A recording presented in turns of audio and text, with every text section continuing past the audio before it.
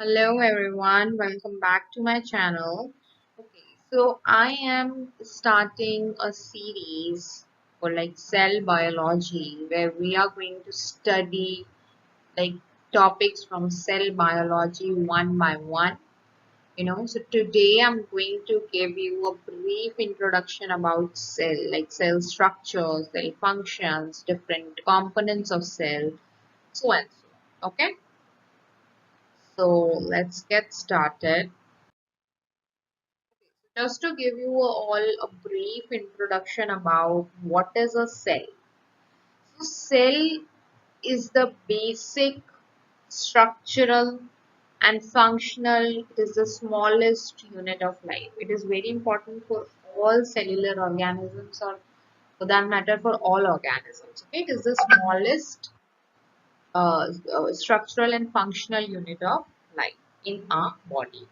It is also the fundamental unit of life. It is very important for like everyone. Okay, it was discovered by Robert Hooke in 1665. Now, इस जब discovery हुई थी तब cell theory निकली थी, cell theory आई थी। उस हिसाब से सेल थ्योरी क्या बोलती है दैट जितने भी लिविंग ऑर्गेनिजम्स होते हैं उन सब के अंदर सेल होता है। All living organisms are composed of cells. Second, cell is the basic unit of life. एक लाइफ का बेसिक यूनिट, अगर एक इंडिविजुअल एक ऑर्गेनिज्म का basic unit to the smallest deepest level आप स्टडी करना चाहो तो it is cell. Every information is stored in cell.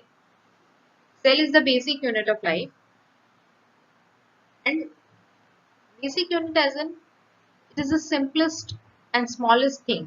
You disintegrate an individual and try to understand that individual, for your research purpose or something. The last unit will be the cell. It is the basic unit. Okay, all cells come from pre-existing cells. Cells have the property to replicate itself. Okay, so cells जो हैं वो pre-existing cells से ही बनते हैं और इस तरीके से cells जो हैं वो multiply होते हैं। इसी theory का modern version भी आ चुका है which says that energy flows within the cells. Cells जो होते हैं एनर्जी जो होती है उनके अंदर फ्लो करती है, सेल के अंदर फ्लो करती है।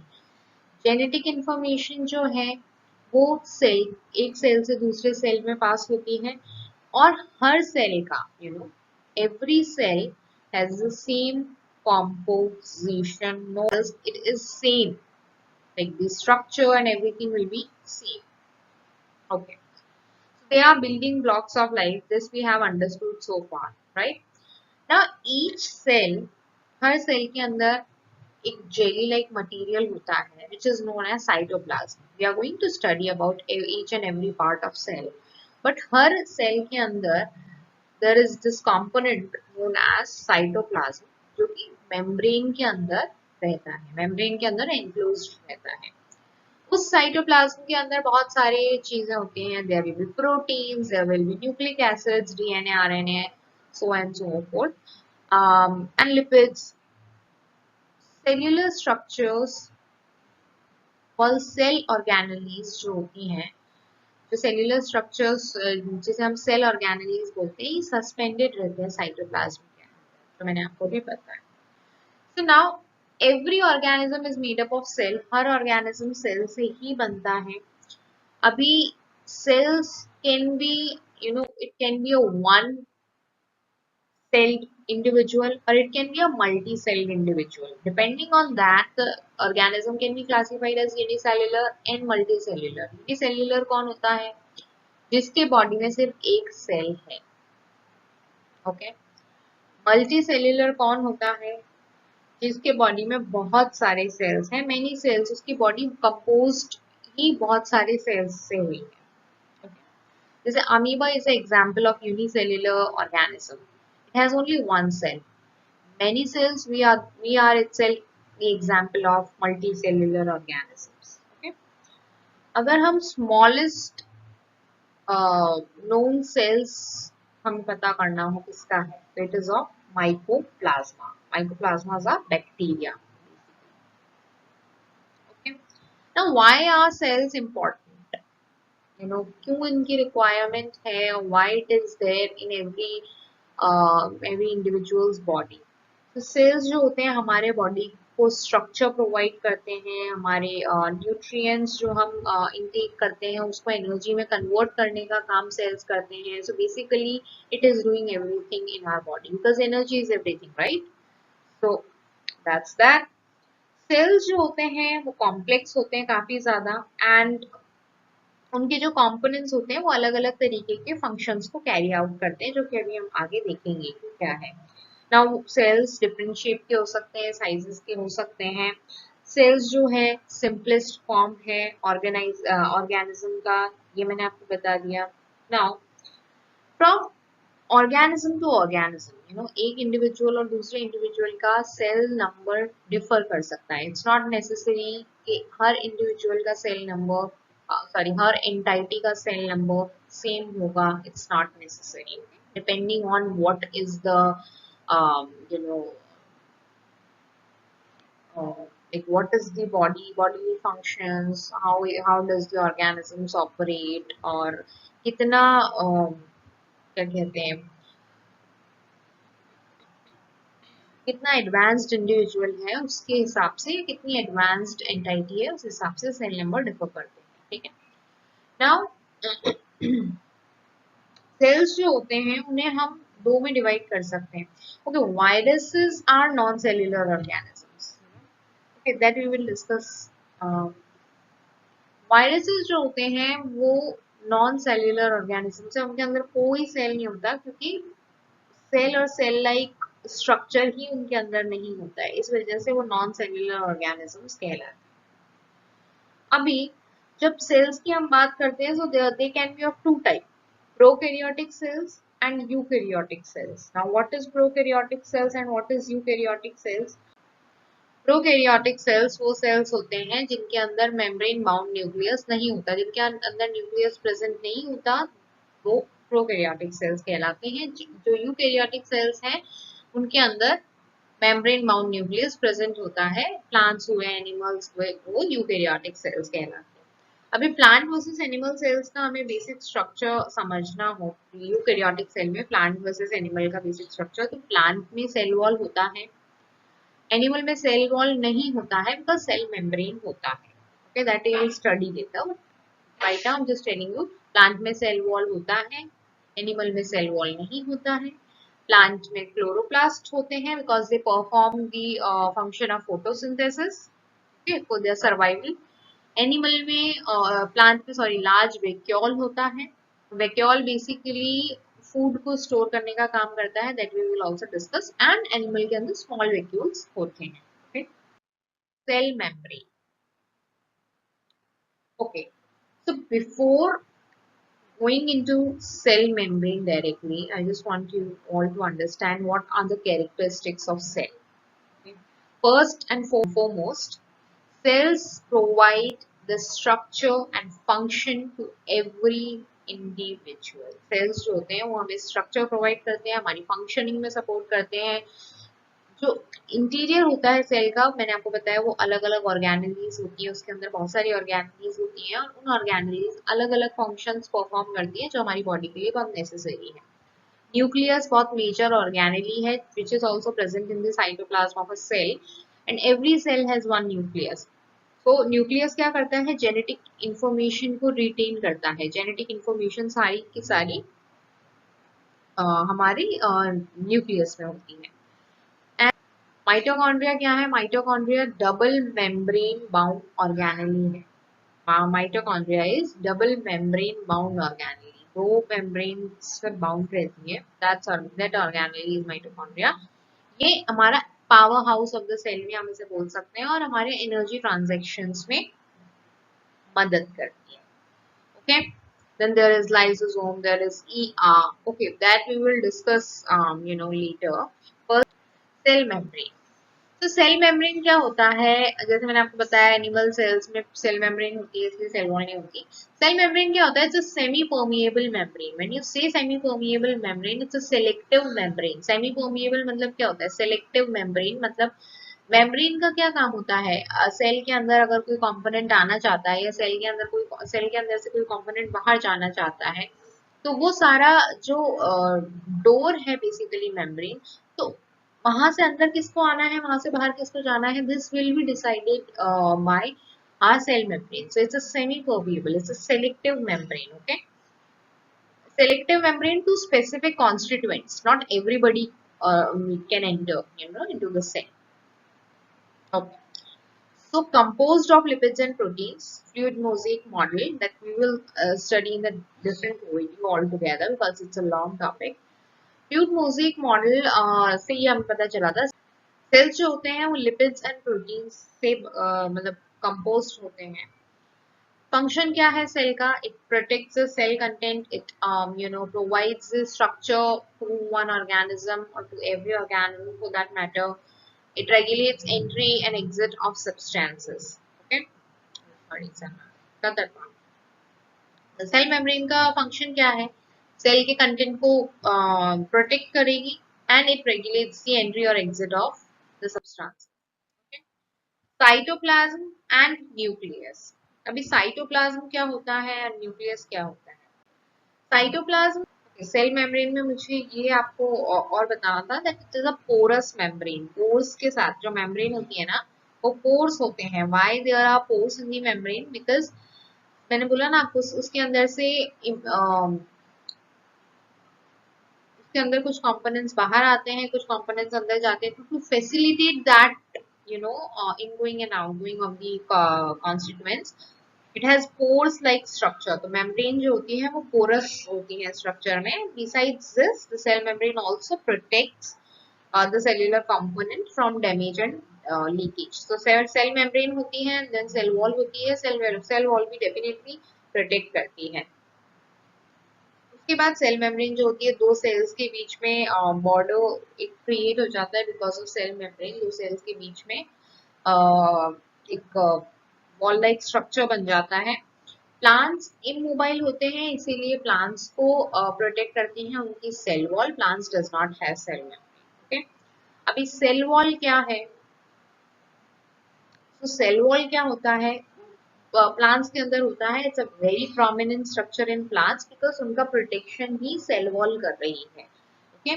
सेल वॉल प्लांट्स के अंदर होती है। It is made up of cellulose, hemicellulose and pectin. Cellulose, hemicellulose and pectin, इन तीन चीजों का प्लांट का सेल वॉल बनता है। It protects the plasma membrane and other cellular components in the plants. ये आउटर मोस्ट लेयर होती है प्लांट्स की बिकॉज सेल मेम्ब्रेन नहीं होती है प्लांट्स के अंदर and it is a very rigid and stiff structure जो हमारे सेल जो प्लांट्स के सेल्स को सराउंड करता है। अगेन ये प्लांट्स के लिए क्या करता है, so it will provide shape and support to the plant. अब हम आते हैं साइटोप्लाज्म पे। Cytoplasm and nucleus. साइटोप्लाज्म क्या होता है, साइटोप्लाज्म हमारे सेल के अंदर जो जेली लाइक सब्सटेंस होता है, जो थिक क्लियर जेली होती है हमारे सेल के अंदर, उसको हम साइटोप्लाज्म बोलते हैं। बहुत सारे केमिकल रिएक्शन साइटोप्लाज्म के अंदर होते हैं। Cytoplasm is a very very important component of the cell. बहुत सारी रिएक्शंस वहाँ होती हैं और बहुत सारे जो सेल ऑर्गेनेल्स मैंने आपको बताया, एंडोप्लाज्मिक रेटिकुलम हो गया, राइबोसोम्स हो गए और भी बहुत सारे जितने भी ऑर्गेनेल्स होते हैं वो सबके सब साइटोप्लाज्म में सस्पेंडेड रहते हैं। अबाउट न्यूक्लियस, न्यूक्लियस में क्या है, न्यूक्लियस कंट्रोल सेंटर है। Why is it a control centre, because जितना भी जेनेटिक इंफॉर्मेशन है एक पर्टिकुलर ऑर्गेनिज्म का that is stored in the nucleus. So it is very important component. ये सेल्स को सिग्नल देता है, ग्रो करना है, मेच्योर होना है, डाई होना है, मरना है, डिवाइड होना है। उस हिसाब से ये सारा जो फंक्शनिंग होती है सेल की कि whether it is going to multiply, whether it is going to die, whether it is going to mature, whether it is going to grow, जो भी फंक्शनिंग होती है वो सब रेगुलेट कौन करता है, न्यूक्लियस रेगुलेट करता है। न्यूक्लियस जो होता है न्यूक्लियर एनवलप या न्यूक्लियर मेम्ब्रेन बोल सकते हो, उससे सराउंडेड होता है जो कि डीएनए को बाकी के सेल से सेपरेट रखता है, okay. The nucleus protects the DNA. Nucleus का काम क्या है? It is a control center of the cell. It contains DNA, so it protects DNA.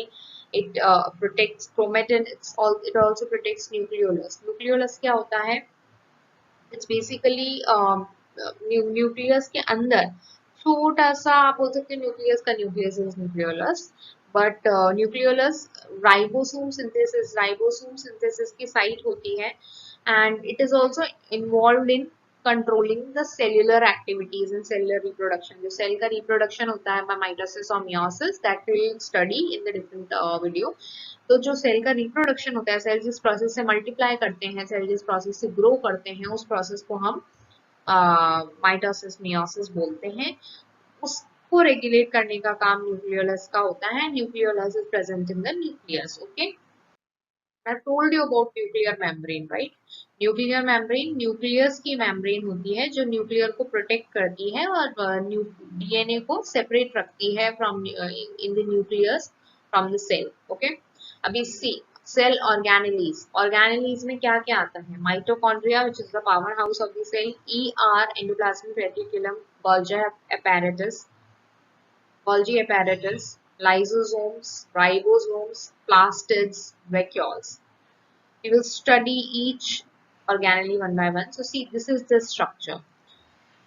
Cilia is the जो ऊपर छोटे छोटे हेयर लाइक स्ट्रक्चर्स निकले हुए हैं, दैट इज सीलिया, जो कि ऑफ कोर्स प्रोटेक्शन का काम करते हैं सेल के लिए। Lysosome, if you can see, this is the lysosome. These are centrioles. These are microtubules. ये Golgi apparatus है। ये endoplasmic reticulum है। See, this is the nuclear membrane. यहाँ पे ये न्यूक्लियोलस एकदम बीच में न्यूक्लियस के है। This is the nucleus. ये राइबोसोम्स हैं। This is the cytoplasm. ये सेल मेम्ब्रेन है। And this is mitochondria, powerhouse of the cell, और ये हमारा rough endoplasmic reticulum। okay? So ये इस तरीके से सेल ऑर्गेनेलीज होती है और हर सेल ऑर्गेनेली का अपना एक पर्टिकुलर फंक्शन होता है। तो माइटोकॉन्ड्रिया एंड एंडोप्लाज्मिक रेटिकुलम। अब माइटोकॉन्ड्रिया और एंडोप्लाज्मिक रेटिकुलम मैंने आपको ब्रीफ इंट्रोडक्शन तो दे दिया दोनों का, बट क्या होता है हम समझेंगे। So first we will start with mitochondria. It is the powerhouse of the cell. When we say powerhouse of the cell, तो सारा जो एनर्जी का प्रोडक्शन है वो काम माइटोकॉन्ड्रिया करती है। एटीपी प्रोडक्शन का सारा काम माइटोकॉन्ड्रिया का होता है। It generates the ATP. That is the only function mitochondria have. Okay, it generates the ATP. Endoplasmic reticulum क्या है? एंडोप्लाज्मिक रेटिकुलम दो तरीके के होते हैं, smooth ER and rough ER. Okay, तो एंडोप्लाज्मिक रेटिकुलम किसमें रोल प्ले करता है? It plays role in the transportation of substances throughout the cell. Cell के अंदर जो ट्रांसपोर्टेशन होता है फ्रॉम वन, लाइक सेल के अंदर ही जो ट्रांसपोर्ट, जो भी कुछ ट्रांसपोर्ट करना हो, weather it is a protein, weather it is a lipid और एनीथिंग, जो भी ट्रांसपोर्ट करना हो, वो सारा ट्रांसपोर्टेशन सेल के मतलब एंडोप्लाज्मिक रेटिकुलम के अंदर होता है। It also plays a important role in metabolism of carbohydrates, synthesis of lipids, steroids, proteins. तो ये सब भी यहाँ पर फॉर्मेशन इनका सब चीजों का होता है। Now smooth ER and rough ER ये क्यों डिस्टिंग्विश किया हुआ है? रफ ईआर में राइबोसोम्स होते हैं on the structure. Rough ER जो होता है, रफ एंडोप्लाज्मिक रेटिकुलम, उसमें राइबोसोम्स होते हैं। राइबोसोम्स के प्रेजेंस की वजह से वो रफ होता है थोड़ा सा, इसलिए उसे रफ एंडोप्लाज्मिक रेटिकुलम बोलते हैं। और स्मूथ एंडोप्लाज्मिक रेटिकुलम में राइबोसोम्स नहीं होते, जिसकी वजह से इसका स्ट्रक्चर जो है वो स्मूथ होता है, इसलिए उसको स्मूथ एंडोप्लाज्मिक रेटिकुलम बोलते हैं। ना स्मूथ एंडोप्लाज्मिक रेटिकुलम किस प्रोसेस को फैसिलिटेट करता है? It facilitate the process of lipid synthesis. जो लिपिड हमारे बॉडी के अंदर सीक्रेट होता है वो स्मूथ एंडोप्लाज्मिक रेटिकुलम की मदद से होता है। And as I mentioned earlier as well, if you remember, ribosomes जो होते हैं वो प्रोटीन सिंथेसिस का काम करते हैं। अब रफ ईआर के पास राइबोसोम्स हैं, राइबोसोम्स रफ ईआर में है। सो राइबोसोम्स का काम प्रोटीन सिंथेसिस है, रफ ईआर का काम इस प्रोटीन को सिंथेसाइज करना in every individual. Clear? Now Golgi apparatus, lysosomes and ribosomes. Golgi apparatus क्या होता है? Golgi apparatus basically within the cell, जैसे हमने एंडोप्लाज्मिक रेटिकुलम पढ़ा, थ्रू आउट द सेल जो भी सब्सटेंस ट्रांसपोर्ट करना है वो एंडोप्लाज्मिक रेटिकुलम का काम होता है। And within one cell जो भी मटेरियल को ट्रांसपोर्ट करना है, मॉडिफाई करना है, प्रोटीन को पैक करना है, प्रोटीन का स्ट्रक्चर बन गया ना, पैकेजेस, जो प्रोटीन का जो स्ट्रक्चर बनता है, यू नो, अमीनो एसिड्स, सो वो packages, packaging of protein, modification of protein, कुछ चेंजेस हैं, कुछ that is done by Golgi bodies. Lysosomes का क्या काम है? लाइसोसोम्स के अंदर डाइजेस्टिव एंजाइम्स होती हैं, it break down the waste material. Lysosomes जो होते हैं, वेस्ट मटेरियल जो होता है हमारे सेल के अंदर, not in our like stomach और समथिंग, बट सब जगह सेल्स हैं, सो यहाँ, सो लाइसोसोम्स के अंदर डाइजेस्टिव एंजाइम्स होती है, जिसकी वजह से वो वेस्ट को ब्रेक डाउन करता है। एंड लाइसोसोम्स सेल्स को प्रोटेक्ट करते हैं, वो फॉरेन बॉडीज हुई, जैसे कोई फॉरेन इन्वेडर है, कोई पार्टिकल या फिर वेस्ट है, तो उसको वो एंगल्फ कर लेते हैं लाइसोसोम्स, उस तरीके से वो वेस्ट नहीं कलेक्ट हो पाता in the cell. It also helps in the process of cell renewal, जब सेल बार बार बनते हैं, न्यू सेल बनते हैं, ओल्ड सेल डाइज, राइट, उसमें भी हेल्प करता है। लाइसोसोम्स का दूसरा नाम सुसाइडल बैग्स भी होता है, सुसाइडल बैग्स भी उसको कहा जाता है, because it engulfs the waste of the cell. Ribosomes, as I told, it is the site of protein synthesis, protein जो हमारी सेल के अंदर बनता है वो राइबोसोम्स में ही बनता है। Now plastids and vacuoles, plastids सिर्फ प्लांट सेल में होते हैं, एनिमल सेल में नहीं होते हैं। प्लास्टिड्स में क्लोरोप्लास्ट, क्रोमोप्लास्ट एंड ल्यूकोप्लास्ट, ये तीनों होते हैं। क्लोरोप्लास्ट का काम क्या है? फोटोसिंथेसिस करना। क्रोमोप्लास्ट का काम क्या है? पिगमेंट सिंथेसिस करना, जो पिगमेंट जरूरी होता है, that is done by chromoplast, जो ग्रीन कलर का जो जनरेशन होता है एंड दैट एवरीथिंग। क्रोमोप्लास्ट क्या होता है? पिगमेंट सिंथेसिस करना क्रोमोप्लास्ट का काम होता है। ल्यूकोप्लास्ट स्टोर करना, फूड स्टोर, जो भी फूड जनरेट हुआ, ग्लूकोज जनरेट हुआ, उसको स्टोर करने का काम ल्यूकोप्लास्ट का होता है। वैक्यूल्स क्या होते हैं? वैक्यूल्स एनिमल सेल में स्मॉल होते हैं एंड प्लांट सेल में वैक्यूल्स जो होते हैं वो बड़े होते हैं, they are bigger in size plant cells के अंदर। वैक्यूल्स का एक ही काम होता है, वाटर को स्टोर करना, न्यूट्रिएंट्स को स्टोर करना, और जितना भी वेस्ट मटेरियल है उसको निकाल देना बाहर। Okay, this is the simple function of vacuoles. Now, cell wall and plant versus animal. This I have explained earlier. Just for you all, I will recap it in short. Cell wall plant के अंदर present होती है, cellulose, hemicellulose pectin की बनती है, shape provide करती है plants को, प्रोटेक्शन प्रोवाइड करती है प्लांट्स को। एनिमल के अंदर सेल वॉल नहीं होती है, एनिमल के अंदर सेल मेम्ब्रेन होती है, it supports the function and it provides the structure to the animal cell wall. Plant cell के अंदर क्लोरोप्लास्ट भी होता है। Now, functions of cell organelles. I have explained the function of cell organelles. So we will just repeat it for a quick review.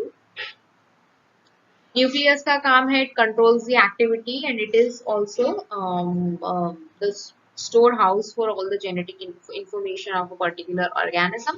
Mitochondria is the power house of the cell, energy को produce करता है। ER transportation का काम करता है, transportation of all the constituents throughout the cell, ER transports all the constituents. Golgi apparatus protein packaging में काम आता है, मॉडिफिकेशन ऑफ प्रोटीन्स में काम आता है, and within the cell कुछ ट्रांसपोर्टेशन करना हो तो गोल्जी apparatus भी हेल्प करता है। लाइसोसोम्स, मैंने बताया डाइजेस्टिव एंजाइम्स होती हैं उनके अंदर, जिसकी वजह से वो जितना भी वेस्ट जनरेट होता है सेल के अंदर उसे एंगल्फ करते हैं, they are also known as suicidal bags. Ribosomes protein synthesis करते हैं, आरईआर में होते हैं, RER is rough endoplasmic reticulum, protein को सिंथेसाइज करने का काम राइबोसोम्स का होता है, because they are present in rough endoplasmic reticulum, like this, that is known as rough endoplasmic reticulum because of the presence of ribosomes. Vacuole जो है वो स्टोर करती है फूड को, और फूड स्टोर करने के साथ साथ एक सेकेंडरी फंक्शन वेस्ट को रिमूव करना भी होता है वैक्यूल का। Chloroplast is present in plants only and the plastids, and it performs the function of photosynthesis. Okay. So before concluding the video, I just want to explain one more time the prokaryotic and eukaryotic cells once more. So prokaryotic cells, again, they have no nucleus. Okay, don't forget, prokaryotic cells have no nucleus. उनका जो genetic material होता है वो freely suspended होता है cell के अंदर. उस रीजन को जहाँ पे उनका जेनेटिक मटेरियल सस्पेंडेड है उसे हम न्यूक्लियोइड भी बोलते हैं. बिकॉज न्यूक्लियस नहीं है, बट ऐसा नहीं है न्यूक्लियस नहीं होगा तो जेनेटिक मटेरियल भी नहीं होगा. न्यूक्लियस नहीं है कंटेनमेंट के लिए, बट जेनेटिक मटेरियल होता है that lie freely cell of the prokaryotes. So उसे न्यूक्लियोइड कहा जाता है. सिंगल सेल और माइक्रो ऑर्गेनिजम्स होते हैं, बैक्टीरिया हो गए, साइनोबैक्टीरिया हो गए, and so many more. Cell जो होता है प्रोकैरियोट्स का, उसका साइज बहुत छोटा होता है. It is up to like 0.1 to 0.5 micrometer in diameter. उनका जो हेरिडेटरी मटेरियल है, it can be DNA, it can be RNA. Okay, so it depends on the prokaryote also, only depends on the prokaryote. Prokaryotes जो होते हैं वो reproduction करते हैं या तो बाइनरी फिजन से, ठीक है, जैसे ईस्ट हो गया. It is a form of asexual reproduction. We will cover that part in different video. Conjugation के प्रोसेस से भी प्रोकैरियोट्स जो हैं वो रिप्रोड्यूस करते हैं. Eukaryotic cells are they have the nucleus, a true nucleus covered by the nuclear membrane. उनका जो सेल साइज होता है, it differs from the prokaryotic cells. It ranges around 10 to 100 micrometer in diameter. अभी इसकी अगर category जानने हैं तो फंजाई है, प्रोटोजोन्स हैं, एनिमल्स हैं, प्लांट्स हैं, all of that. Plasma membrane is responsible for monitoring the transport of nutrients. जो प्लाज्मा मेम्ब्रेन, जो सेल मेम्ब्रेन होती है, वो ट्रांसपोर्टेशन न्यूट्रिएंट्स का सेल के अंदर, सेल के बाहर, इलेक्ट्रोलाइट्स का जो ट्रांसपोर्टेशन होता है in and out of the cell, वो सब कुछ रेगुलेट करती है सेल मेम्ब्रेन. तो cell to cell communication basically हम बोलते हैं फैसिलिटेट करती है cell membrane. Okay, eukaryotic cells जो होते हैं, they reproduce sexually as well as asexually, and there are some difference in plant cell, in animal cells, in eukaryotes. Okay, plant cells के अंदर chloroplast है, central vacuoles है, which are also large in size, और plastids है. animal cells के अंदर ये सब नहीं है, cell wall भी नहीं है. Okay, so these were some of the differences between prokaryotic cells and eukaryotic cells. Conclusion. So cells building blocks होते हैं life के. Cells are the building blocks of the life. It is vital for every organism, and every organism has cell. Every organism has these cells. Fun fact: human body has around 37.2 trillion cells. Now you understand how many cells does a human organism is having. So 37.2 trillion cells human beings के अंदर होते हैं, and this is just an approximate number. Okay. Now there is this one question I wanted to ask you all. Which organelle is called the powerhouse of the cell? Please do comment below in the comment section. I just want to know how many of you understood the video. Please tell me which organelle is called the powerhouse of the cell.